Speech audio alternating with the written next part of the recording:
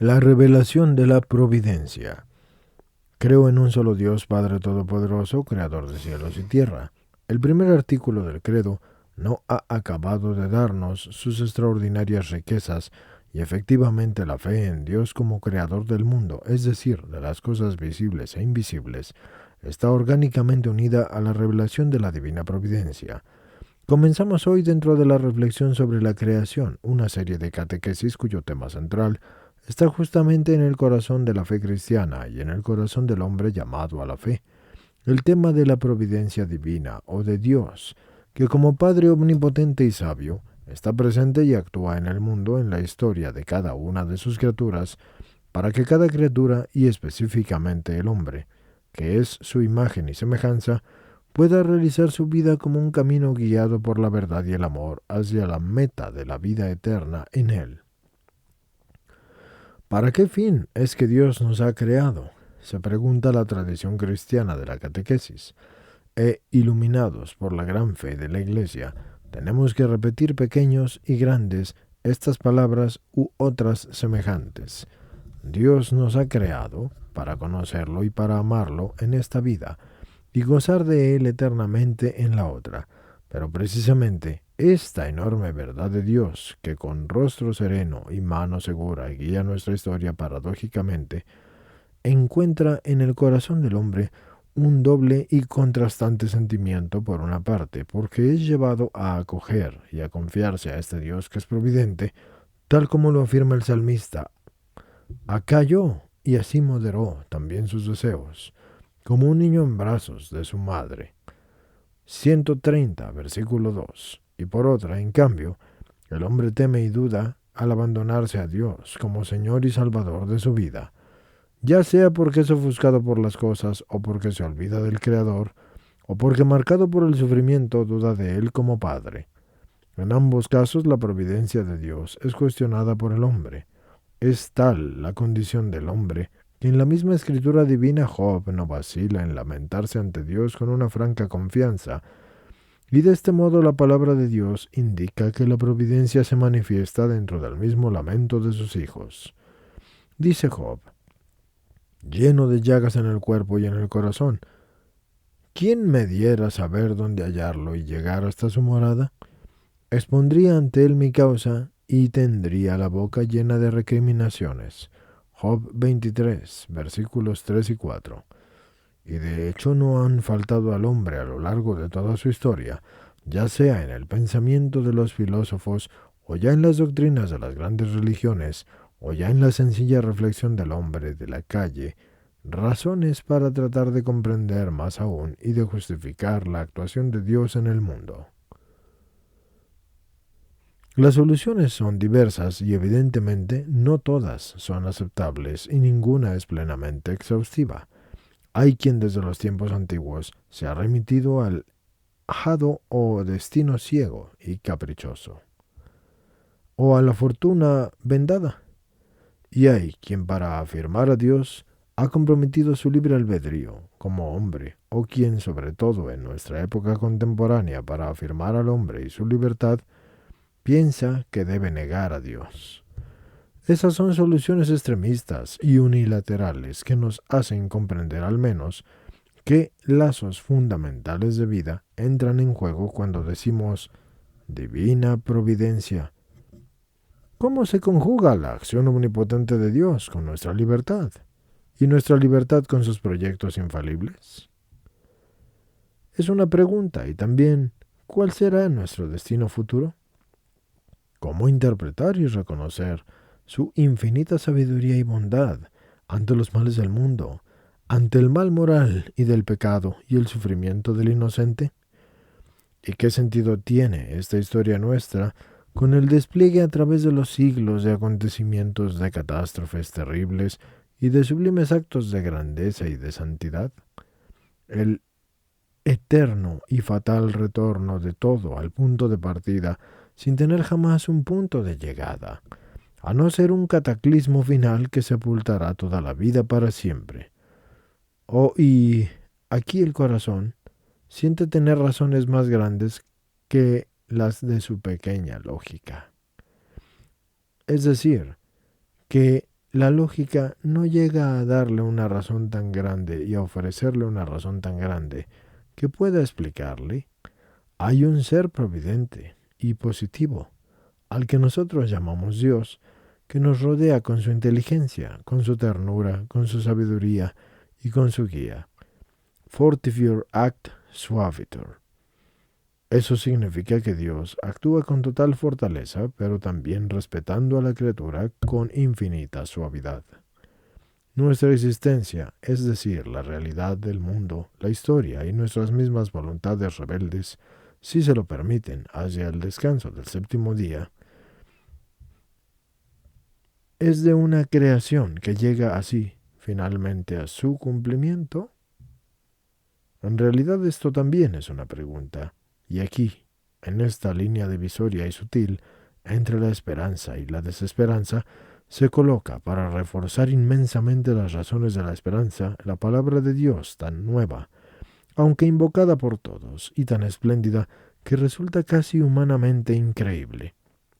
La palabra de Dios nunca adquiere tanta grandeza y fascinación como cuando se la confronta con los máximos interrogantes del hombre.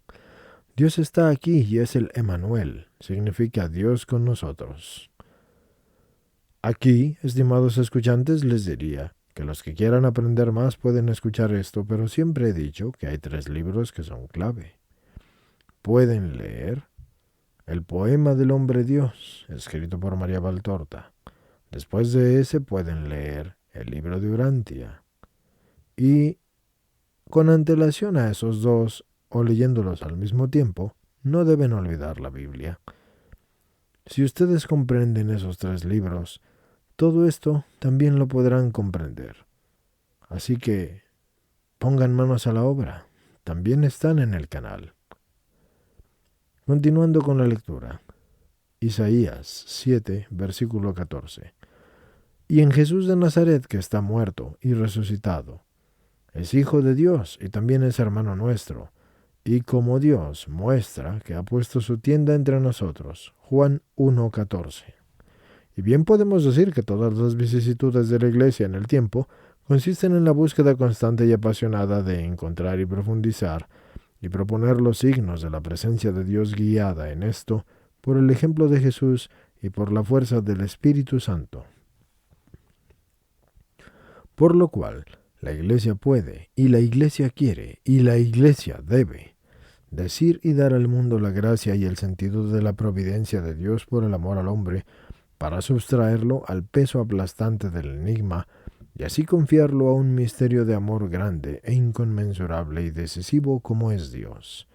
Así que el vocabulario cristiano se enriquece de expresiones sencillas que constituyen hoy como ayer el patrimonio de la fe y de la cultura de los discípulos de Cristo, porque Dios ve, Dios sabe, y si Dios quiere y vive en la presencia de Dios, entonces hágase su voluntad, porque Dios escribe derecho con nuestros renglones torcidos. En síntesis, la providencia de Dios. La Iglesia anuncia la divina providencia, y no por invención suya, aun cuando ha sido inspirada por pensamientos de humanidad, sino más bien porque Dios lo ha manifestado así, cuando ha revelado en la historia de su pueblo que su acción creadora y su intervención de salvación estaban indisolublemente unidas y formaban parte de un único plan proyectado en los siglos eternos. Así pues, la Sagrada Escritura en su conjunto se convierte en el documento supremo de la divina providencia, al manifestar la intervención de Dios en la naturaleza con la creación, y aún más con las maravillosas intervenciones de la redención que nos hace criaturas nuevas en un mundo renovado por el amor de Dios en Cristo. Efectivamente, la Biblia habla de la providencia divina en los capítulos sobre la creación y en los más específicamente en los que se refiere a la obra de la salvación, en el Génesis y también en los profetas, y especialmente en Isaías y en los salmos llamados de la creación y en las profundas meditaciones de Pablo sobre los inescrutables designios de Dios que actúa en la historia, especialmente en Efesios y en los Colosenses, en los libros sapienciales tan atentos a encontrar la señal de Dios en el mundo, y en el Apocalipsis, que tiende totalmente a encontrar el sentido del mundo en Dios. Al final, aparece que el concepto cristiano de providencia no es simplemente un capítulo de la filosofía religiosa, sino que la fe responde a las grandes preguntas de Job y de cada uno de los hombres como él, con la visión completa de que, secundando los derechos de la razón, se hace justicia a la razón misma, dándole la seguridad mediante las certezas más estables de la teología. A este propósito, nuestro camino se encontrará con la incansable reflexión de la tradición a la que nos remitiremos oportunamente, recogiendo en el ámbito de la perenne verdad el esfuerzo de la Iglesia por hacerse compañera del hombre, que se interroga sobre la providencia continuamente y en términos nuevos. El Concilio Vaticano I y el Vaticano II, y cada uno a su modo, son voces preciosas del Espíritu Santo que no hay que dejar de escuchar y sobre las que hay que meditar sin dejarse temorizar del pensamiento, pero acogiendo la linfa vital de la verdad que no muere. Toda pregunta que sea seria debe recibir una respuesta que debe ser también seria, profunda y sólida. En esto tocaremos los diversos aspectos del único tema, viendo ante todo cómo la providencia divina entra en la gran obra de la creación y es su afirmación que pone de relieve la riqueza múltiple y actual de la acción de Dios. De esto se consigue que la providencia se manifiesta como sabiduría trascendente que ama al hombre y lo llama a participar del designio de Dios, y como primer destinatario de su cuidado amoroso y al mismo tiempo como su inteligente cooperador. La relación entre la providencia divina y la libertad del hombre no es de antítesis, sino de comunión de amor. Incluso el problema profundo de nuestro destino futuro halla en la revelación divina, específicamente en Cristo, una luz providencial que, aun manteniendo intacto el misterio, nos garantiza la voluntad salvífica del Padre. En esta perspectiva, la divina providencia, lejos de ser negada por la presencia del mal y del sufrimiento, se convierte en el baluarte de nuestra esperanza, dejándonos entrever cómo sabe sacar bien incluso del mal. Finalmente, recordamos la gran luz que el Vaticano II irradia sobre la providencia de Dios con relación a la evolución y al progreso del mundo, recogiendo al final en la visión trascendente del reino que crece el punto final del incesante y sabio actuar en el mundo de Dios providente. ¿Quién es sabio para entender estas cosas o prudente para conocerlas? Pues son del todo rectos los caminos de Yahvé, y por ellos van los justos, pero los malvados resbalarán en ellos. Oseas 14:10.